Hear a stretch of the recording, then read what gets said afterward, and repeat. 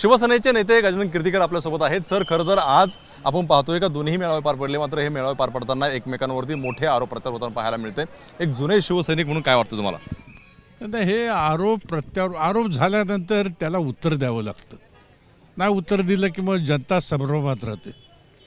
कळे की नाही?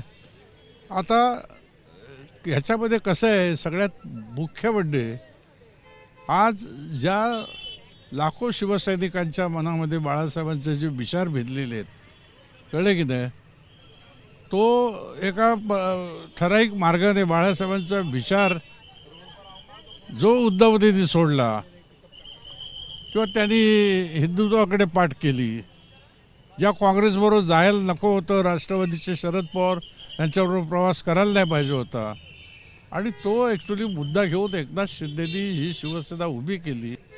त्यांना धनुष्यबाण मिळालं, त्यांना पक्षाचं नाव मिळालं, सर्व काही मिळालं, आणि मोठ्या आशेने हे सर्व जनता, सर्व कार्यकर्ते आज त्यांच्याकडे आलेले आहेत, आणि त्यांचं राजकीय भवितव्य साकार करण्याची फार मोठी जबाबदारी त्यांच्यावरती आहे, आणि ते करू शकतील असा माझा विश्वास आहे। पण प्रश्न असा आहे की कुठेतरी अजूनही तुम्हाला वाटतंय का दोन्ही शिवसेना एकत्र आल्या पाहिजे, दोन्ही नेते? शिवसेना एकत्र आली पाहिजे। विभाजनामुळे नुकसान झालं शिवसेनेचं। 2-2 वर्धापन दिन होतात, 2-2 दसरा मेळावे होतात, हे सगळे एवढी ताकद दोन ठिकाणची एकत्र आली तर केवढी शक्ती महाराष्ट्रात तयार होईल, हे आहेच आमचं मत, माझं तर आहेच।